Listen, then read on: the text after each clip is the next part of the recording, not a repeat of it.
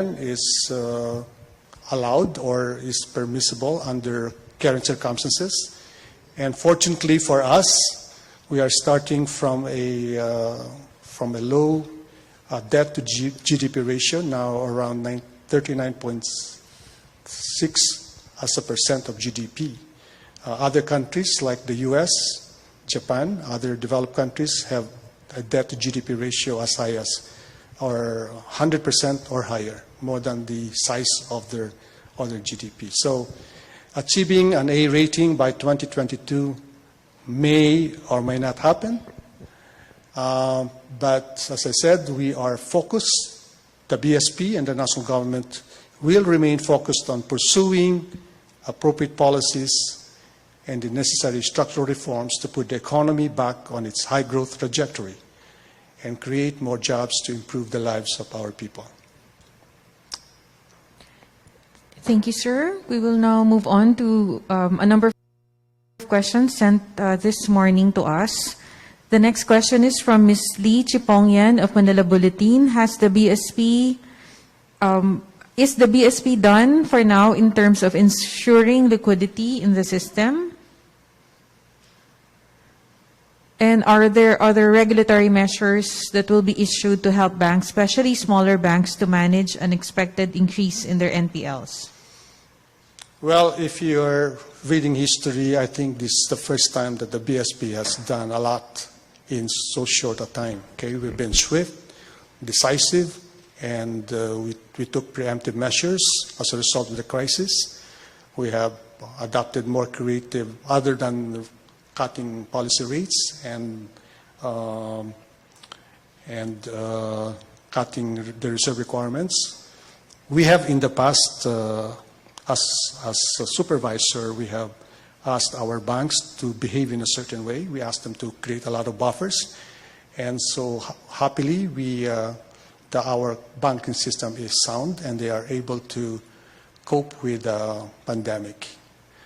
So I'm fairly confident that the banking system will be able to manage whatever increase.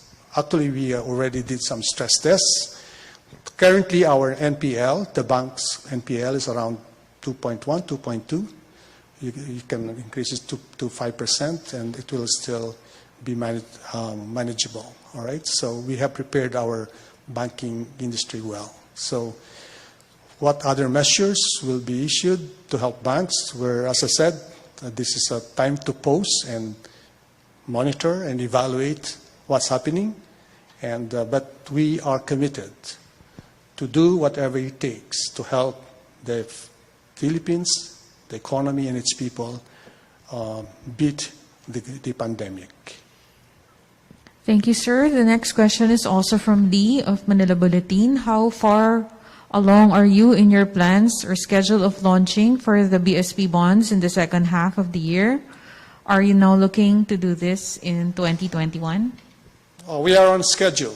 BSP bonds will be launched in the second half of 2020, as we promised. Thank you, sir. The next three questions come from Lawrence Agkawili of Philippine Star. Do you have the latest data for PesoNet and InstaPay during the lockdown? We just showed you on screen. Okay, so I answered that already. Okay. Right? Did we waive the fees, right, also?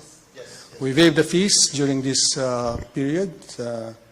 And can you increase? On the ATM, what's the latest on the ATM? If I may take. Go ahead. Actually, on the ATM, I think the question is more on how many have been approved or if these have been implemented. Well, there are those that have been processed and approved, but none of them have been implemented. Taking into account what's happening now in the COVID aspect. And there are those also, there are banks that heed the call of the BSP in waiving the ATM interbank fees. The pace, though, in terms of implementing the waive of ATM interbank fees would vary from bank to bank because there are back-end technical adjustments that have to take place. But if I may go, I just want to add that, our statistics would show that during the period of COVID, particularly 45 days before the ECQ and 45 days under ECQ, we also saw a big decline, a sharp decline in the utilization of ATMs. You know, there was a 25% decline when it came to volume, number of transactions, as well as a close to a 30% decline when we talk about value of ATM transactions. You know, I would like to emphasize, as what the governor had pointed out, you know, the ATM is full of contact. You know, you touch the machine, you know, you get contaminated with all these things, and there are also costs in maintaining these kinds of machines. So that's why there are fees. But if we move forward and promote and encourage banks to further use digital forms of transacting, the market will actually correct on its own. These fees on ATMs that are existing will probably dwindle when digital payments become on the rise. So that's it on the ATM, Governor. There's a question. Any update on? Okay. Yes, sir. Is there any update on the increase in the ATM fees? How many did you already approve, and what is the That range was that answered you're already. looking at now? That was actually Okay. The last question from Lawrence is there any update on the remaining 200 basis points RRR cut? Do you expect the level to go down to a single-digit number ahead of the mid-2023 target? So there are two questions there. One is any update on the remaining 200 basis points RRR cut?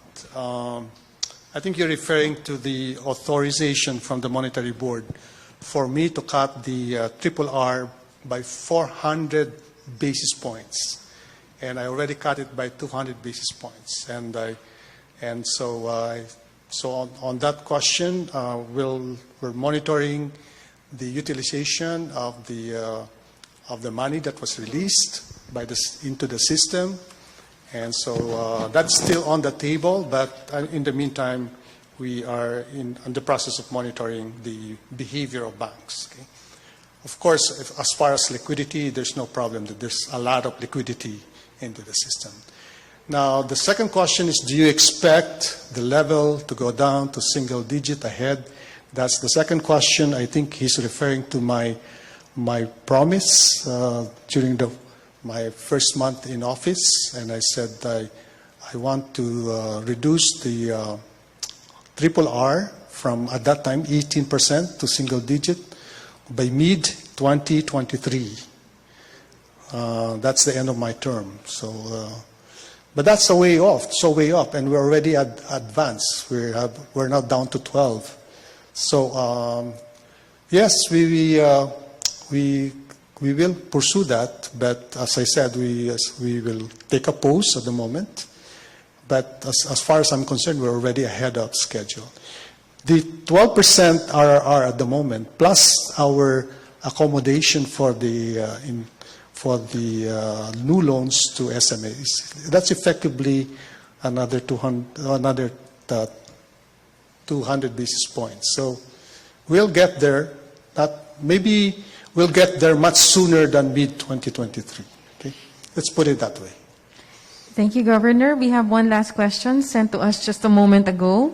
What is the key next key data point that the MB is waiting for in terms of determining further monetary policy action? Is it the second quarter GDP, which comes out in August? Warren is asking about the next key data point. Our next policy meeting is in June, right? Yes. So, well, we're looking at a lot of things, not only domestically but also externally. Plus, we also use our forecasting model. Okay, when we say we're data dependent, we're not only looking at past data. We're also looking at what's likely to happen, our best guess of what's going to happen. So everything is fluid at this time. So there will be lots of considerations. Okay. That's our last question for this afternoon. Oh, sorry. Yes, sure. Quickly add on the key data points. That certainly the first quarter GDP release today will be a key piece of information that the BSP will be using. We will be updating our forecast for inflation, and also our outlook for output and GDP going forward. And I think the staff will be looking at also at